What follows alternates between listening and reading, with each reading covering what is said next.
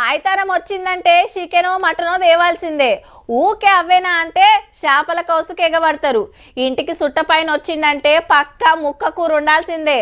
అదనకు ఏం లేకుంటే అప్పటి మందం కోడి గుడ్డైనా తెచ్చి వండుతారు మర్యాద కోసం.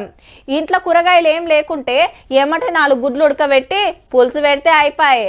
కొట్టి పోసినా కమ్మగుంటది. ఇంతకు అసలు ముచ్చట ఏందంటే గుడ్డు కంటే కోడే అగ్గుందబ్బా. హౌ మళ్ళా కిలో చికెను 190, అదే ఒక్క గుడ్డు 7 రూపాయలు. కోడిగుడ్ల రేట్లు చెప్పంగానే కనుగుడ్లు తేలేస్తున్నారు కస్టమర్లు. ఒక ఆటన అయితేనే వాళ్ళ పబ్లిక్ ఒప్పుకుంటలేదు. ఏడంటే అమ్మ అనుకుంటారు. 7 రూపాయలు అంటే తీసుకోం, 6 రూపాయలు అంటే తీసుకుంటాం. రేట్ ఎక్కువైపోయింది, సామాన్లను తినలేకపోతున్నాం. మొన్నటి దాకా 6-6:30 ఉండే, అట్లాని కొనకుంటే నడవదాయే. చిన్నపిల్లలకు కానీ ఉడకబెట్టి తినిపిస్తాం కదా మేడం. 2 రోజులకు ఒకసారైనా వాడతాం కంపల్సరీ. రేట్ పెరిగినా కూడా కొంచెం 2-3 రోజులకైనా వాడతాం. ఇంకా మేము రెగ్యులర్ బ్యాచిలర్స్ కదా మా ఎగ్ టమాటా. ఇప్పుడు ఆనియన్ రేటు టమాటా రేటు ఓకే, 100కి 4 కేజీలు వస్తుంది పర్లేదు, కానీ ఎగ్గే పెరిగింది బాగా. హౌ టమాటాలల్లా 2 కోడిగుడ్లు వస్తే అయిపోయే. జప్పునైతది. ఉల్లిగడ్డలు కోడిగుడ్లు ఇంకా అలకటి పని.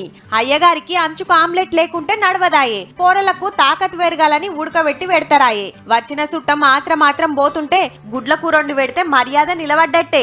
వంటింట్లా గింత అక్కెరబడే గుడ్ల రేటు పెరిగే వరకు జరంత తిప్పలున్నట్టే. మరి ఇట్లా ఎందుకయిందంటే గుడ్లు పెంచే వాళ్ళు అంత బాయిలర్ పెంచుతా ఉన్నారు. లేయర్ పెంచడానికి కొంచెం ఇబ్బందిగా ఉంది అనేసి, కాస్ట్ ఎక్కువ అవుతుంది అనేసి పెంచట్లేదు. అందుకని గుడ్లు షార్టేజ్ అవ్వండి. బాయిలర్ కోళ్లు పెంచుడు తగ్గిందట. మళ్ళా 3 ఏండ్ల కంచెలి సగం బడ కోళ్ల ఫారాలు మూతబడ్డాయట లాక్డౌన్ చేయవట్కే.